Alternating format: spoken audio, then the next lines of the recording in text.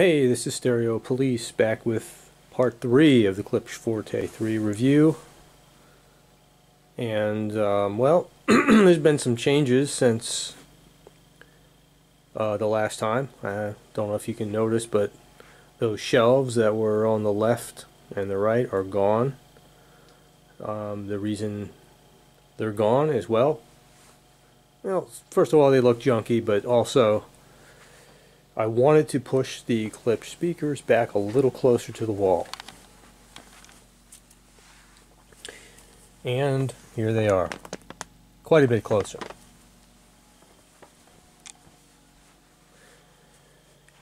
And I did a lot of experimenting with the positioning of the Klipsch, from the spacing between them, as well as the toe-in angles.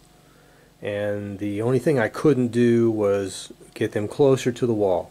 And turns out that I believe they needed to be closer. They sound better. It improved the bass, and I'll get into that that improvement in just a little bit. But I think I finally found the position. You know, we always tinker with things, constantly moving things around and repositioning, and always tweaking. It's just part of the hobby, right? But since I've had these speakers for about 8 months or so, this is by far the best listening position. So I've got them roughly about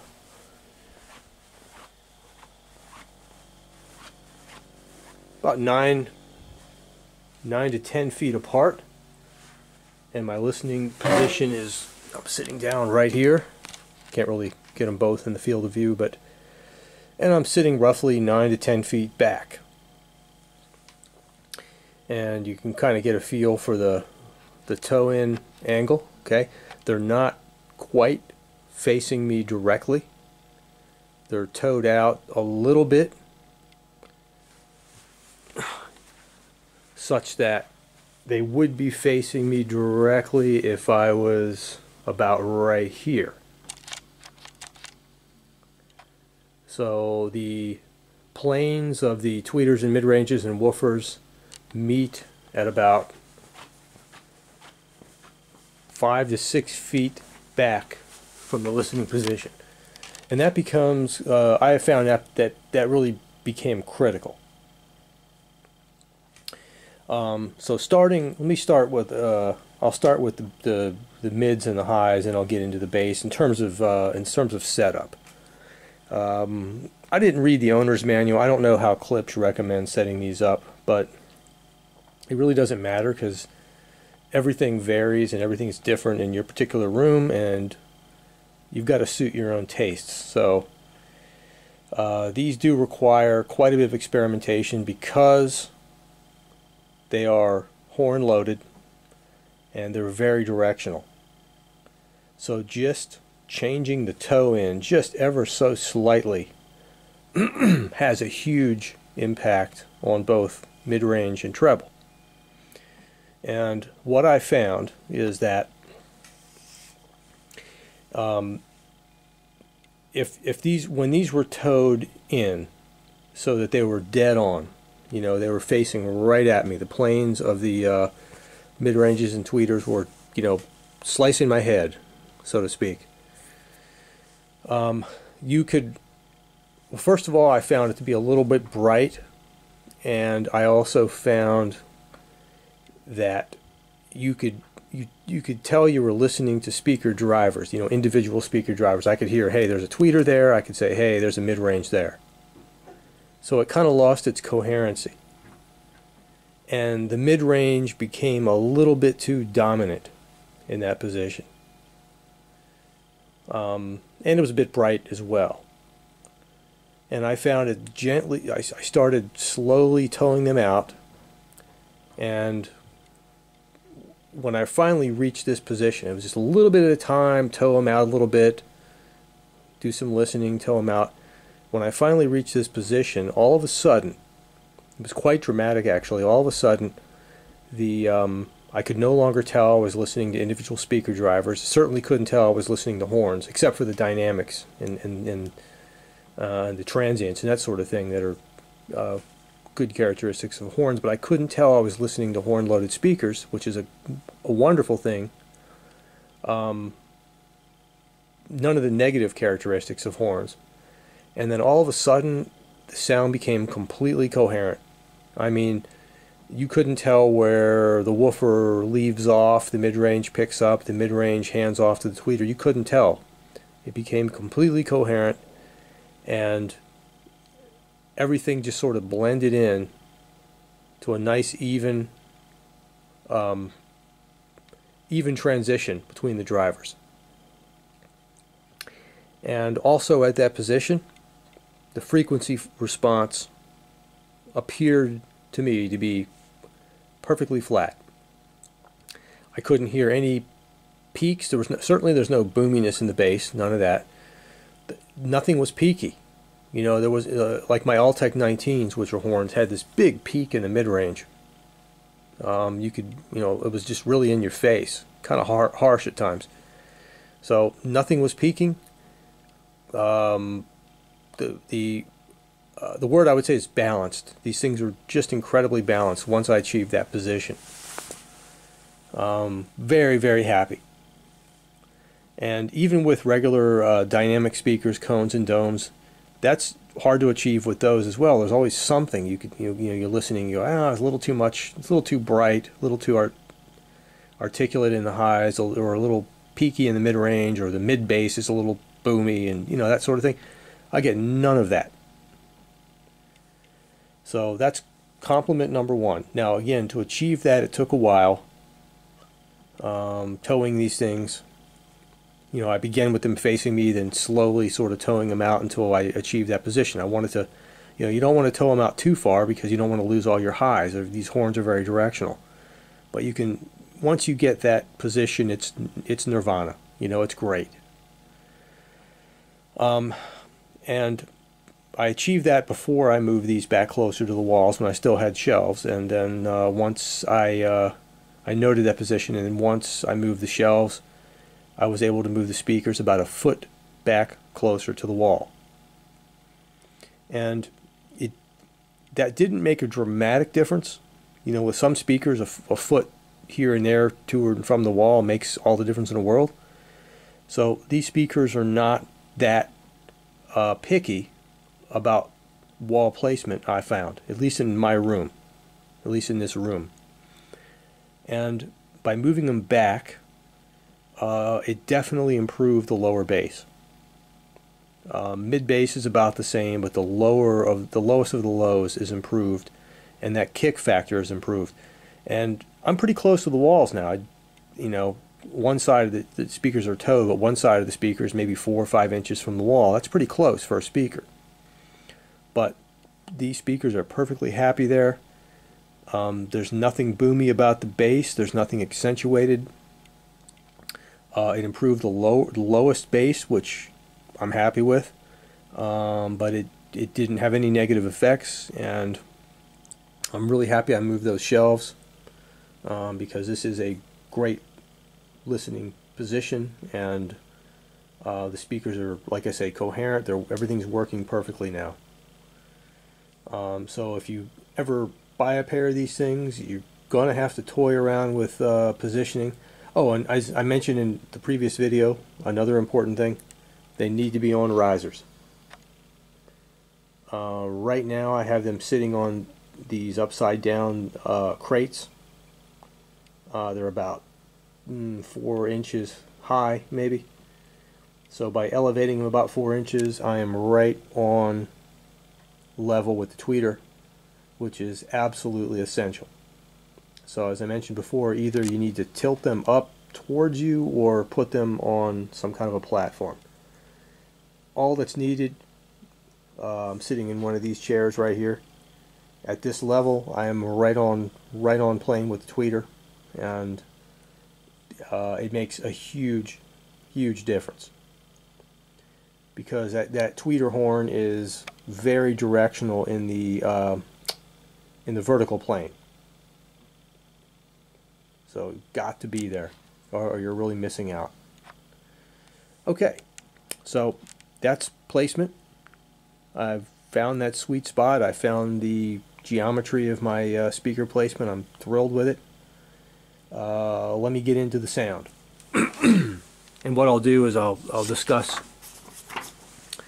how my impressions of the sound in this video, and then in part 4, the final part, I'll hook up my microphone and get some samples of some songs, and actually also walk around and get up closer to the speakers so you can really hear the mids and the highs directly from the mouth of the horn, and try to do the best I can to give you an impression, on YouTube as to what these things sound like. So let me go ahead and pop this on a tripod, and then I'll discuss what I heard.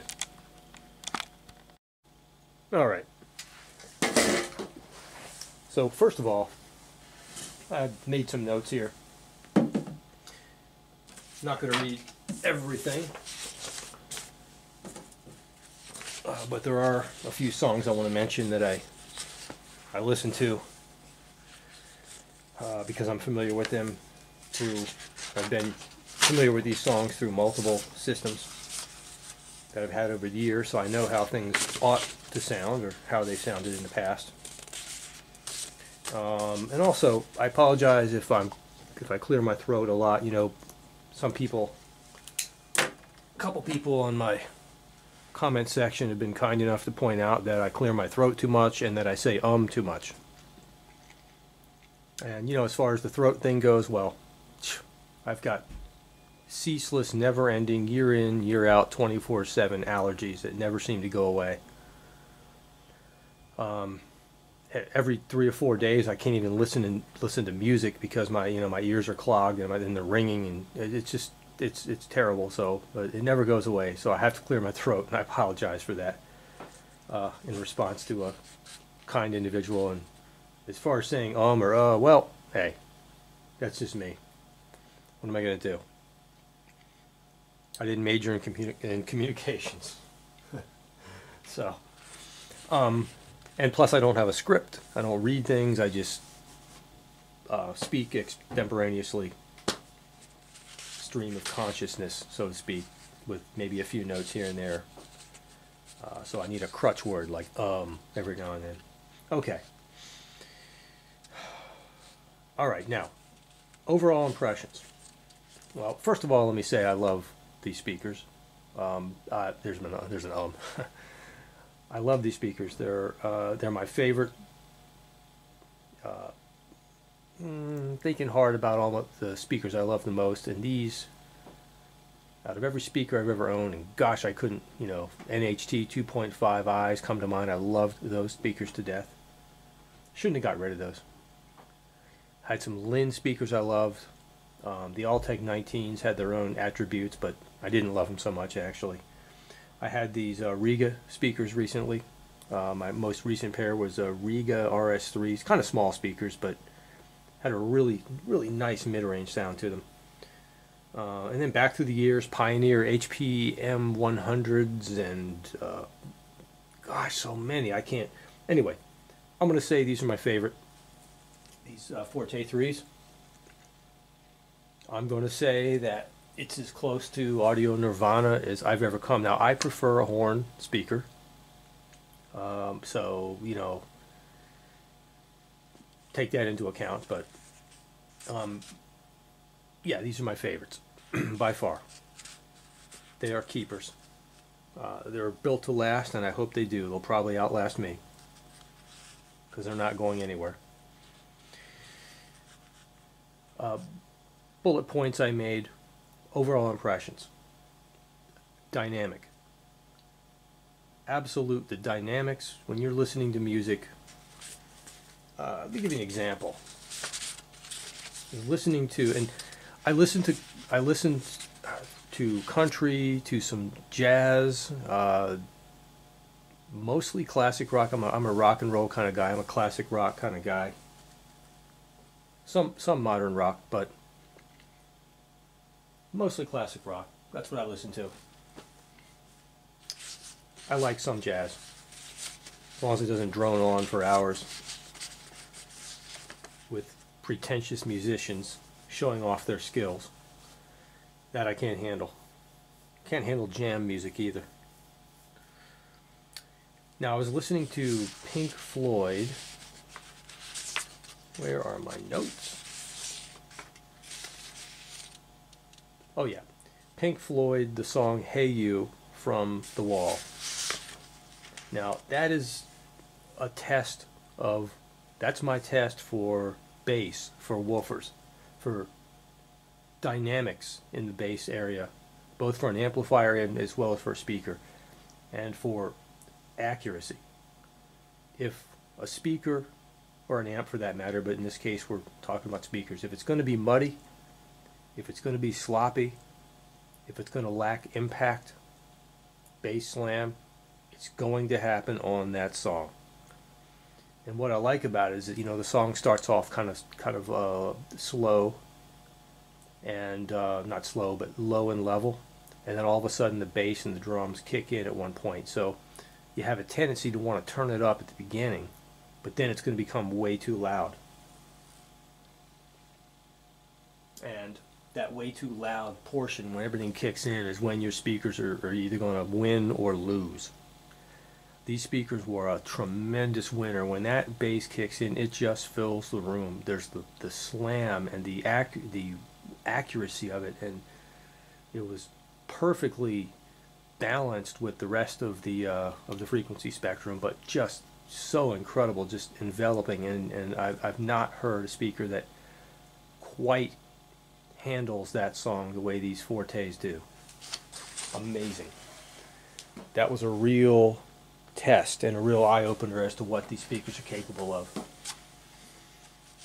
especially since I moved them closer to the wall. No pun intended, because we're talking about Pink Floyd, Hey You, on the wall. But, okay, dynamic in all departments, in the mid-range, treble, and bass. Unbelievable. And I say unbelievable, I mean, I think it's unbelievable. I just haven't heard anything like that out of a speaker before. That lifelike. Next bullet point: low-level detail. Now, these things can really, now we're talking about mids and, well, even in the bass, okay, you can talk about low-level detail, but I'm going to refer to the mids and the highs, and particularly the highs. I listened to several songs that I've been familiar with over the years where there's some really intricate, nuanced things in there. Like, I'll give you an example. I was listening to Stereolab, a song called Fuses, a really interesting song, great album, one of my favorite albums. And there are these Fuses is kind of an instrumental sort of, but there are these cymbals and there's a triangle, and it's just kind of buried in the background. It's so, but it's there. And if on lesser speakers, and I've heard it, that stuff gets lost. It gets blurred. On some speakers, it's just non-existent. You can't even hear it. There's the little hi-hat going back there. There's a little ride cymbal of some kind and a triangle. It was crystal clear, extraordinarily revealing. These are amazing tweeters. They're just fantastic. The best way I can describe them is the sound is just intricate, but it's also accurate. I've heard these same songs on some of my favorite speakers, and they were able to do justice to that as well. Not quite the same way these Klipsch do, because these Klipsch add an element of dynamics that my previous speakers haven't had, but perfect retrieval of that intricate detail. My next bullet point is accurate. Now, when I say accurate, my only reference is all these songs that I listen to relative to how I've heard them through other systems and some of my favorite systems in the past. And the accuracy is there. It's cymbals sound like cymbals. And again, I'm a drummer, so I'm very sensitive to ride cymbals and the bell on the cymbals, and especially hi-hat work. I love Stuart Copeland. I love Stuart's hi-hat work and his creativity, and all of that is produced as accurately as I've ever heard it through any system, including much more expensive systems that I've auditioned in showrooms. It's all there. Non-horn-like is another bullet point, and I only put that on there because I've heard other horn speakers, and you know, very good speakers and very dynamic, and but you could tell you were listening to a horn-loaded speaker. And like I mentioned before, once you get the toe in right on the speaker, you really, if I put those grill covers on and put some kind of a cloth up so you couldn't see what speakers they were, you would be hard pressed to tell me you were listening to horn speakers.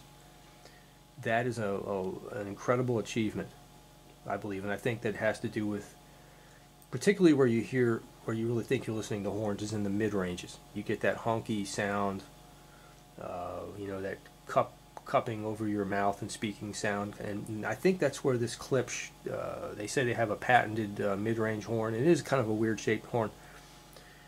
They've achieved a geometry of that horn that really gets rid of that horn sound, and voices sound phenomenal through those mid ranges, both male and female. So there's not a horn sound once you get the, again, when these things are towed in all the way right at you, you kind of get a little bit of it. You can never really get away from that. But once they're towed out just the right amount, it goes away. Transparent is another bullet point that I made. There's nothing veiled at all about any aspect of the sound that these speakers reproduce. There's nothing veiled about, I've heard speakers in the past where the mid-range is a little lacking or veiled or grainy, or the treble's a little, it's a little dark. No, everything is bright, crystal clear, well balanced, nothing veiled about it. It's just so there. An analogy for photography would be vivid. It's vivid, but not vivid to the point where it's artificial. Not vivid to the point where it's clearly distorted, maybe in a pleasant way. It's not cartoon-like. It's just vivid and accurate, but perfectly balanced, perfectly lifelike. Really hard to describe. Trying to use some proper words here, but it's just hard to describe what I hear, but I'm trying. Another word that gets thrown around in some audio reviews is analytical, and I would say these are definitely analytical in the sense that they retrieve the lowest level detail, and they're definitely vivid, but not analytical in a negative sense. Not that where anything is accentuated. They're analytical like a scientific instrument. And another bullet point I made is fast. Okay, if take an ordinary dynamic speaker, a good one, like my NHT 2.5i's. If there was a sprint, the Klipsch would just kill it. Now, by fast, what do I mean? I guess the best way I could describe as fast is the transients. When there's a transient in the music, it's just, I don't know how this, the sound is going to travel at the same speed, right? But these things on the attacks can just slam the music in your face in a way that regular speakers, dynamic speakers, can't do.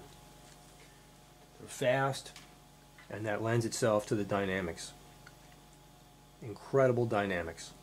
When there's dynamics in the music, wow. And back when I had my my Riga speakers, RS3s, hope I remembered that. I think that's the model number. Small speakers, but very good tweeters, excellent mid-range. Small woofer, but it got the job done. When I switched between those and the Klipsch, which took a few minutes because I had to, undo the speaker wires and that sort of thing. I would say the difference was night and day in the sense that the Klipsch would be, to use a image analogy, the Klipsch would be completely 3D, and when I switched back to those Rigas, which I was perfectly happy with before I heard the Klipsch, flat and two-dimensional. It just, the life was gone. The Klipsch just really add life or an extra dimension in a way that those speakers couldn't. And I guarantee you the same thing would happen with most ordinary speakers if you were to compare them side by side. Unfortunately, you won't be able to do that probably because not many places have the Forte 3s on display for a comparison. I don't know where to go to do that, but I bought them unheard. So, no congestion whatsoever in the mids, none. Voices come across smooth, even, perfectly balanced with the rest of the frequency spectrum. No harshness, no graininess, nothing. And back to the bass again, even the lowest level of detail in the bass was just phenomenally reproduced. So I'm giving you this gushing, glowing review, but I don't have anything bad to say about these speakers. I kind of wish well, I don't wish I did because I love them, but you know, it just sounds like I'm a salesman for Klipsch, and I'm certainly not. But I have nothing bad to say about these speakers. And when I go back and look at all the other speakers I've owned, and I always had something. You know, I think I mentioned this before, but one of my favorite speakers for mids and highs was my Lin Ninkas. But they were just, when it got down to the lower, mid to lower bass, they couldn't produce the energy, and what was there was not tight. But I love the upper mids and the highs, and well, just fantastic speakers. My NHTs were a little bit bloomy in the mids. Accentuated voices a little more than it probably should have, but what was there was great, but not with these. The only thing I could say is if I, you know, had 3 wishes for these Forte 3s, I'd only use one of them, and I'd say I wouldn't mind having the lowest of the bass. I wouldn't mind having a woofer that went down to maybe 20 hertz. Now that doesn't come into play with most music, but occasionally with special effects in a home theater, or you know, every now and then there's an effect in a song where you get that room shaking, subsonic, feel it, not hear it. Klipsch can't do that. But I really don't have a need for that. The music I listen to doesn't have it, and I've not missed it. There's only one place I noticed. There's a song, Demolition Man by the Police, and somewhere after the first minute and a half or so, there's these 3 kind of explosions in the background. And I remember on my old speakers I could feel that visceral a lot more than I can out of the Klipsch. Now, it's there with the Klipsch, but I suspect those explosion things were energy in maybe 20 to 25 hertz. Klipsch not going to produce it. But that's not a complaint. Just noting that. So, but did a lot of listening to the Police because I'm a fan of Stuart Copeland, the drummer, and everything I heard of the intricate hi-hats, the perfectly reproduced ride cymbals Stuart's famous for. Sting's bass, absolutely clean. The slam factor in Bombs Away by the Police, where I love that song, where I love the interplay between the kick drum and Sting's bass. And the 2 hit note for note occasionally, and there's sort of a bass slam factor. Tight as hell. Tight as hell, accurate, it's all there. You can hear every note through these speakers. Couple more notes. Oh yeah. Some people like to listen for soundstage, placement of the instruments individually. Well, you can't listen to studio recordings for that because they're kind of artificially put together. So I listened to Diane Shore, the jazz singer. I listened to almost every song on a live album of hers. I should have noted the name of that album, but I didn't. That was a couple nights ago. And soundstage, shut my eyes, forgot the speakers were there, and yes, you could. There's a 3D sound, unbelievable. You can really, left and right, forward, backwards, front, forwards. The whole three-dimensional thing. It was all there. I not too sensitive to that. I don't usually listen for that too much, but it was, from what I can tell, phenomenal.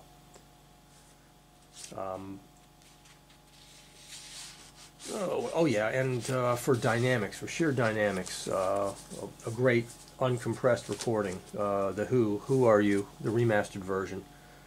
That song just blows me away through these speakers. I mean, the dynamics and Keith Moon's drums, the bass. Oh yeah, and I do listen for guitar too, and Pete Townshend's guitar, phenomenal. I noted that. I was listening to the guitar work in Rush, Analog Kid. I love that guitar solo, guitar break in the middle.